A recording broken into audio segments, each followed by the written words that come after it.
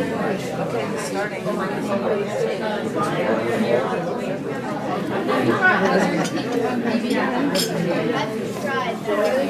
afternoon.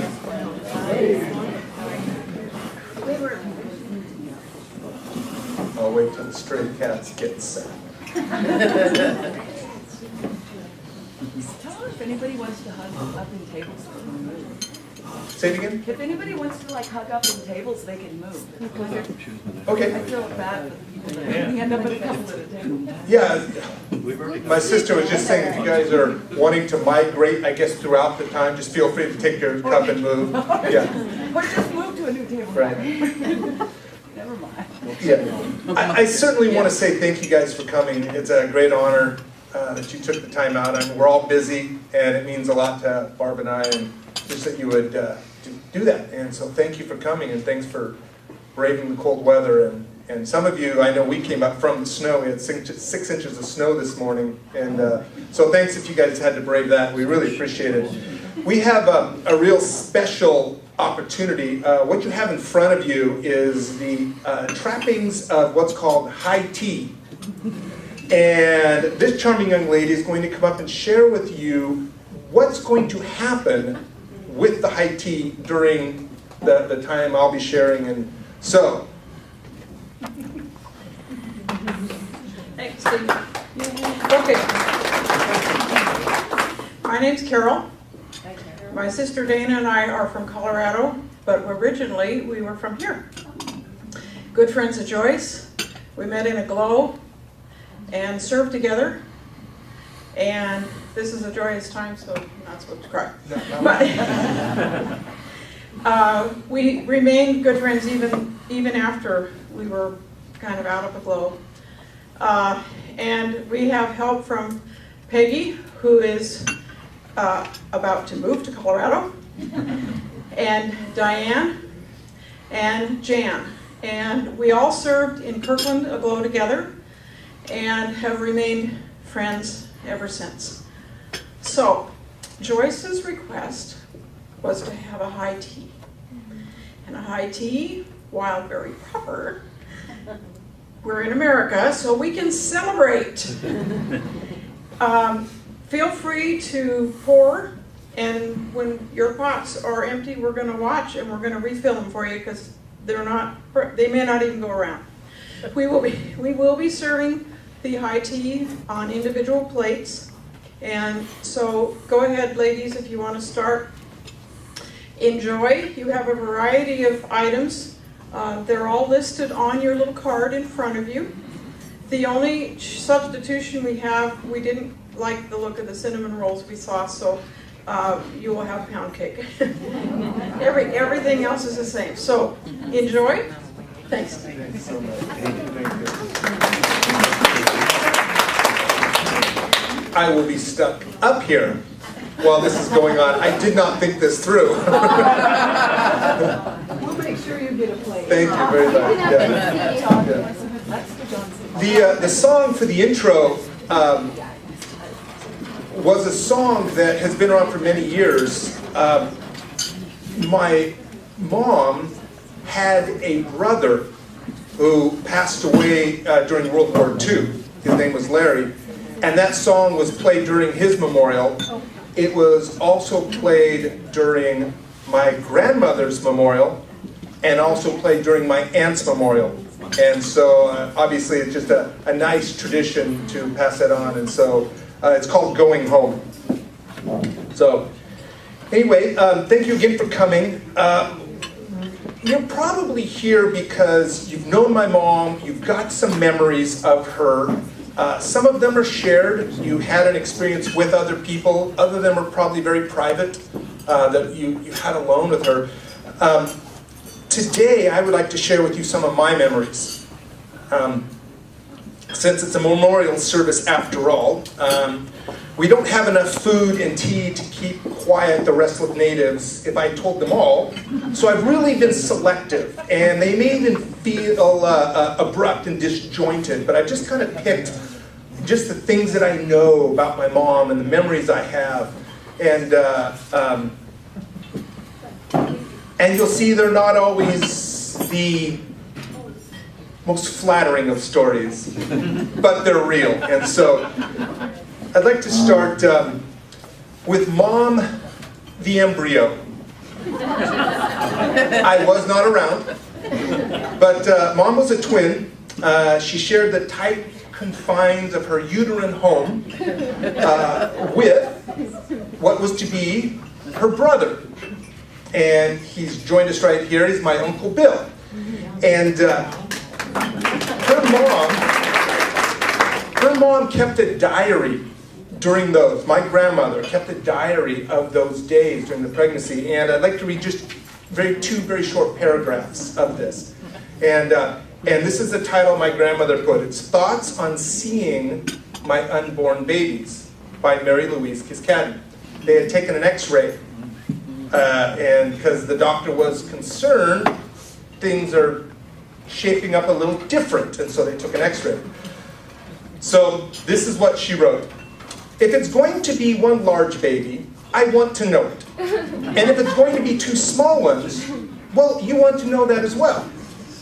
What you have been telling me sounds like a twin case history, but I can't be sure, of course.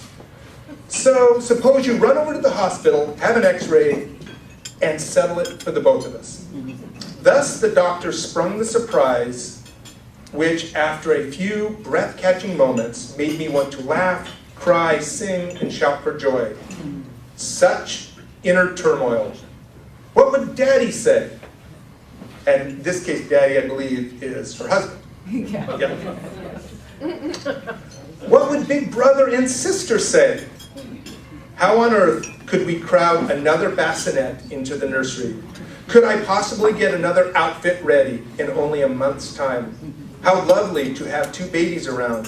What a surprise to spring on everybody. I wonder if they will look alike. Would they be boys or girls, or maybe a boy and a girl? I wonder which I'd really rather have. Whatever would we name them? When they get older, what fun to dress them exactly alike. Maybe now, Daddy would get the blonde daughter and I the brunette son we each wanted. Did anything nicer ever happen to anybody? Could I possibly wait to find out if it was really, truly true? Upon arrival, she was publicly identified as Wilmina Louise, and her brother was William Victor, also known as my uncle. The cute, yes, because it was Billy Lou, Wilmina Louise, and Billy Vic. Cute, yes, but not cute enough for Mom to keep it. While in high school, she lobbied her mom and dad for a name change, allowing her to name change. So when she was 18, she marched down to wherever you go to change your name, and she became Joyce Kiskadden, as we know her. So in Mom's growing years, this is a season of Mom, the aristocrat in training. Social training was in full force. There were parties, events, teas, more events, appropriate outfits, table linens, and tiny sterling silver tongs for sugar cubes. Proper was the byword of the day.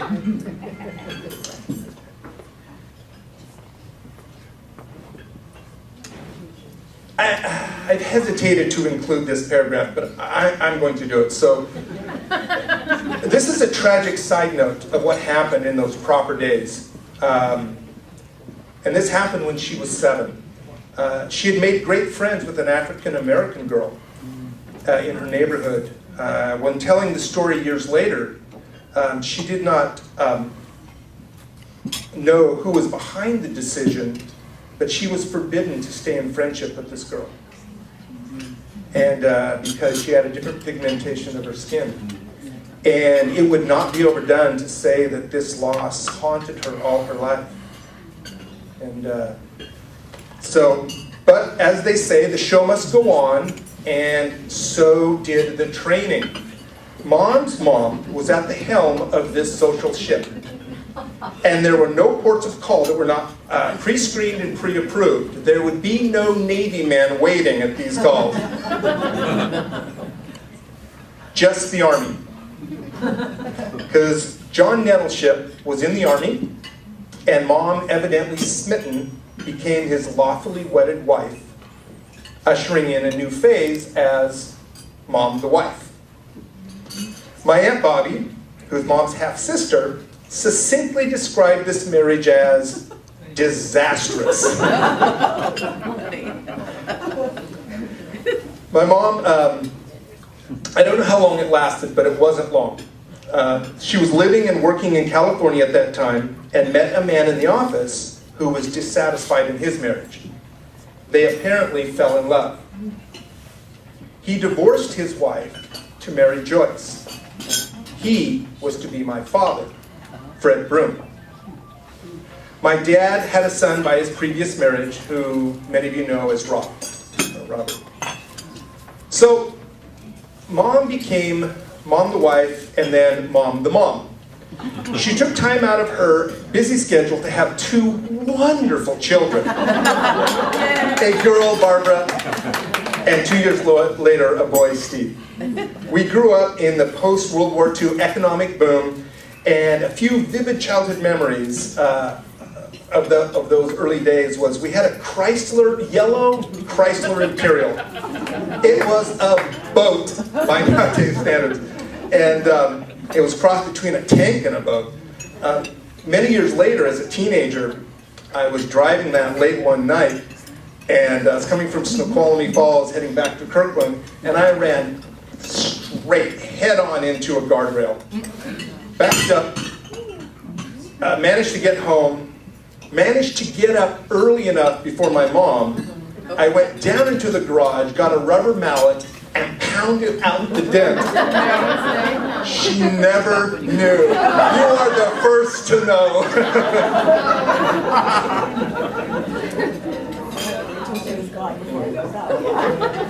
I also remember when we lived in Texas, right outside of Dallas, we had a house with a living room that Barb and I were not allowed in. That was for entertaining only. Do you remember that? Oh, yeah. Yeah. We would get caught running, because from the kitchen, the shortest path was right through there. And we would occasionally get caught, and that was trouble. There was also the mom that probably many of you do not know, and that's Mom the Olympic star. How it happened was rather innocently. I brought forth the F-bomb at her. When it happened, there was a pause. Okay? Then the pause was broken. But she moved in the exact opposite direction than I did. So far, so good. Okay? Later, I retraced and measured what certainly must have been her path. She evidently moved 5 feet into the kitchen, grabbing the bar of soap, performed what I imagined to be a perfect 180 turn, and commenced now in that direction. I wasn't there actually to witness it. I was a little ways away, and she attempted a path to converge and meet me. Trying to close in on me before I entered the bathroom, closed, and locked. And that's an important part. Locked the bathroom door. I have replayed those sequence of events many times in my life, in my mind, and over again, and I still cannot figure the math. Okay? It goes like this. Shock times inertia times velocity divided by convergence plus panic squared in brackets multiplied by mechanical failure of the bathroom lock.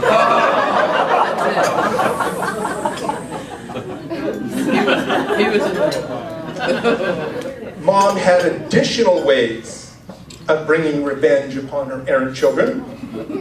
She became Mom the Revenger. Well-planned, well-executed, and fully coordinated trauma.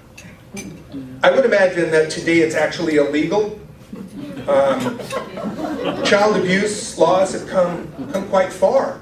But back then, a common mother could drag an unsuspecting male child and expect him to behave into a fabric store for hours and hours and hours.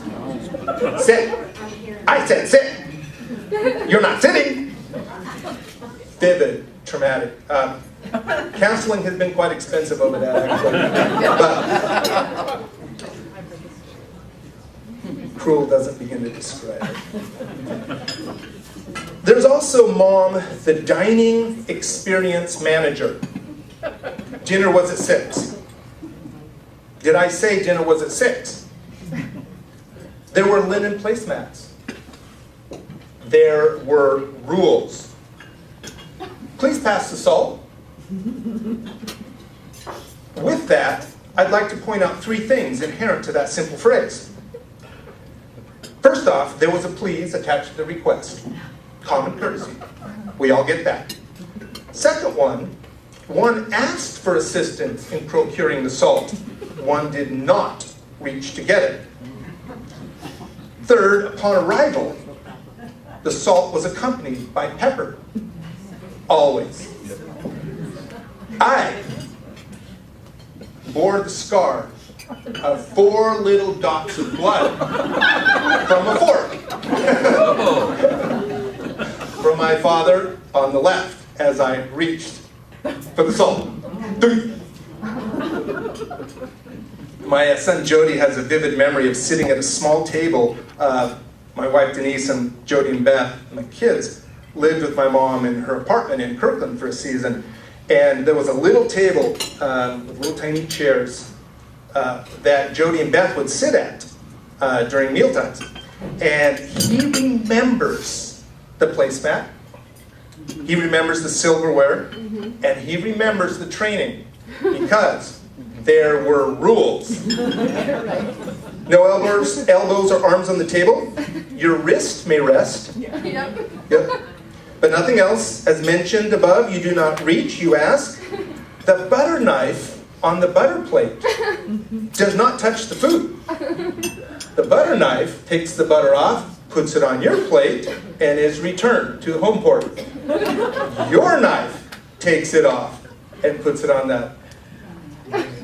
And probably the most important table rule of all, food to the mouth, not mouth to the food. I would imagine the only exception my mom made to that rule was a nursing woman, where it's okay to do the mouth to the food. So, and we couldn't even lick our ice cream bowls. Then there is Mom, the culinaire, the cook. She was not particularly a good cook. As a child, I did not know this. I'm not saying she was a bad cook. I'm just saying that cooking was not her gift. But she was the great spin master. She could take a dish and describe it, and we would be swayed into celebration. Toaster waffles divine. Burnt casserole debonair.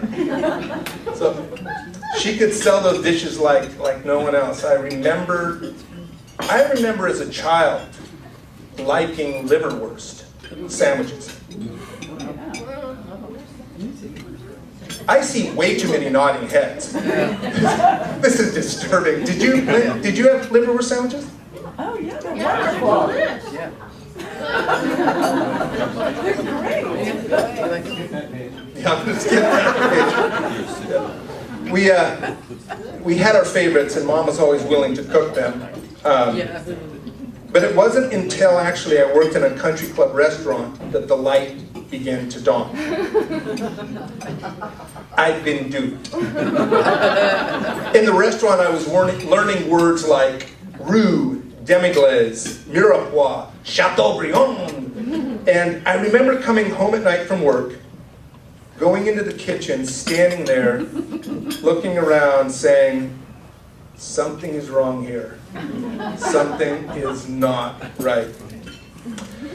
I think, though, that this painful experience was somewhat mitigated by the fact that she gathered and collected a few amazing recipes. One of them, my mom's carrot cake recipe, has no peers. 3 layers, perfect texture, perfect frosting, perfect with a glass of milk. Her holiday frosted cranberry jello salad has leaped generations and families. I am occasionally invited to the in-laws celebrations, provided I bring the jello.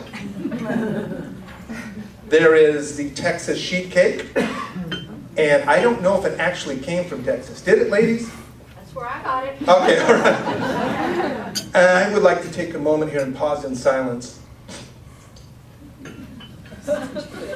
That's a mystical moment, that Texas sheet cake. Perfect with 2 glasses of milk. And the final one, I have no doubt many of you have had. It's common, but it is glorious. And it is known in my family as Sue Fosness's chicken casserole. Very simple. You start with cream of mushroom soup, add who knows what's in the dried onion soup, add rice, chicken, and water, and bake. And it is true comfort food. So to redeem her reputation that I have besmirched, Barb and I have produced those 4 recipes on cards in bag. We purposely did not print enough for everybody because scarcity increases value. So they are in the, yeah, they're there. Yeah. Cut 'em up, you're saying. Yeah.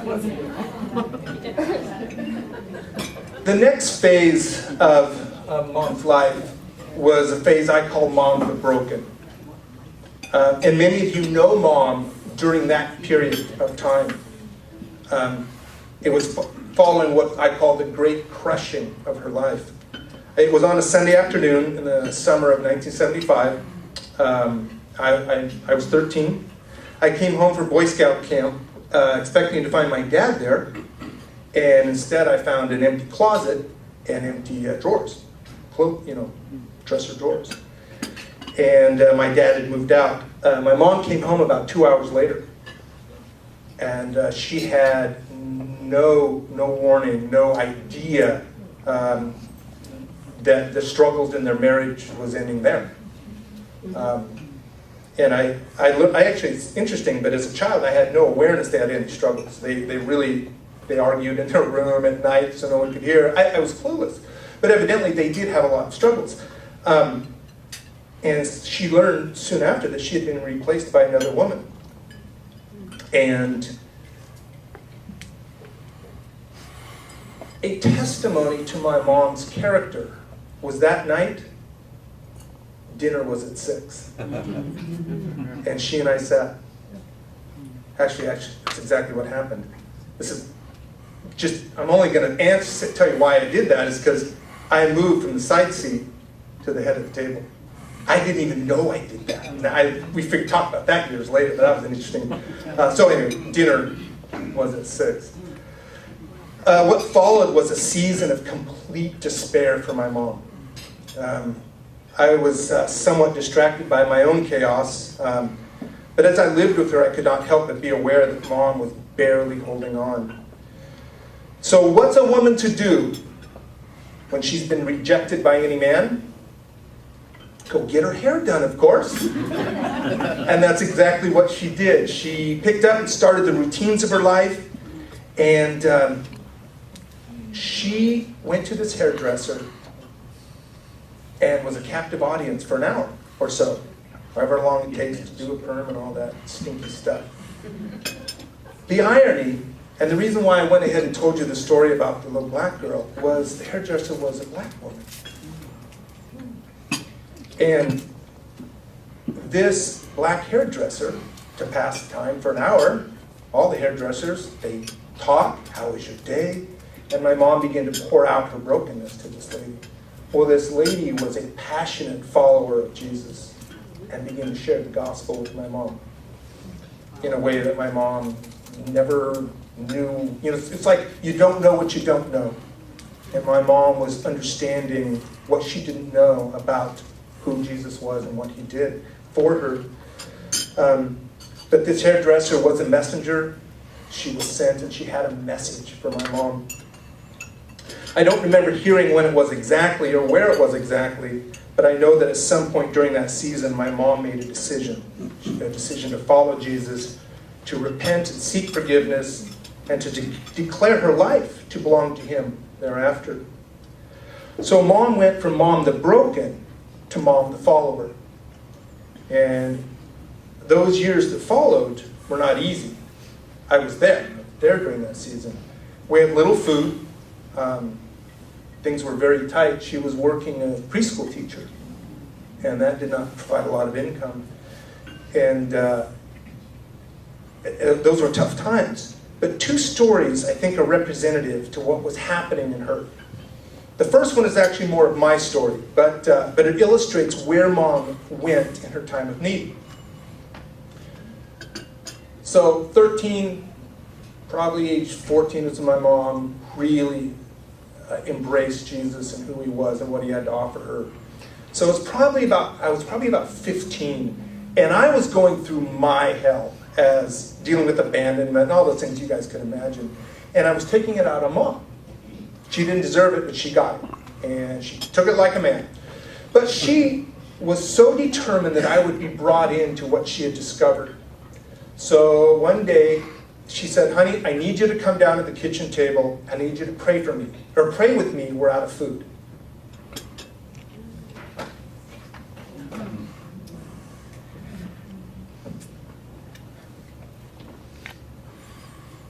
Sorry, it's a distraction. And I was so angry. I was so livid that she would do that to me. Came down to the table. I wouldn't hold her hand in prayer. It's out of my arms.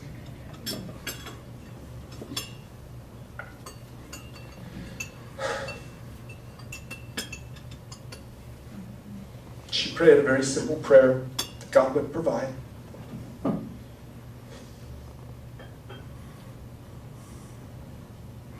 There was a knock on the door. I leapt up, grateful for the interruption, to be done with this ridiculous charade.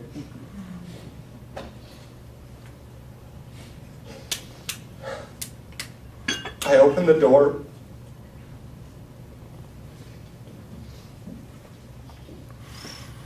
And there were 2 sacks of groceries.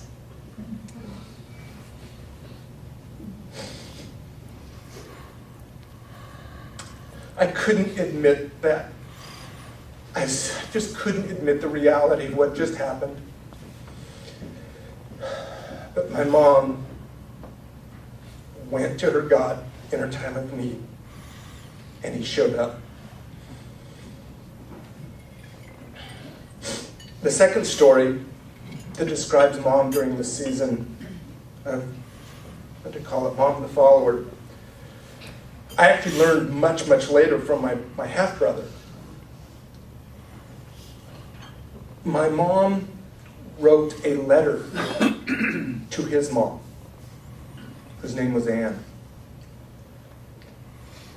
My mom had been betrayed by another woman, who is my stepmom today, who I love and adore. And my mom was gutted. Betrayed by my father, left empty. My mom had been that woman to Anne. And she wrote a letter asking forgiveness, for repenting, for what destruction she brought to Anne's life. And that must not have been easy, to see yourself for who you really were at that moment. But those are some of the snapshot memories I have of my mom. And there's certainly more. Many stories of mom's growing faith in Jesus. And many of you know those stories better than I do, especially the Aglow ladies. That Aglow is, for those of you who don't know, it's just a women's organization, and they get together, they have speakers, and it's a Christian organization, and so my mom was involved in that for years, and I got busy with my life, got married and traipsed off, and that was such an important part of her life. And so many of the Glow ladies know those stories that I don't even know, because I was busy raising a family and that. But you might introduce your story as Joyce the friend, Joyce the companion, Joyce the encourager. I just know there's many out there. What we're going to do is have a slideshow, and my sister put it together, and as she said, how can you put 83 years in 20 minutes? So it's a little bit more than 20 minutes, like 22, right? Yeah, 21. Yeah. And then after the slideshow, I'm going to come back up, and just want to welcome anybody that wants to come up, as it's very common in memorials nowadays, to just come up and share anything you want, any memory you've got of Mom, and good, bad, and ugly. Tell the funny ones. And then if time, I know we got started a little late. If you need to leave, please, I understand that. Feel free to go on out. So, without further ado, I'm going to get something to eat, and my brother-in-law is going to get this slideshow started. So.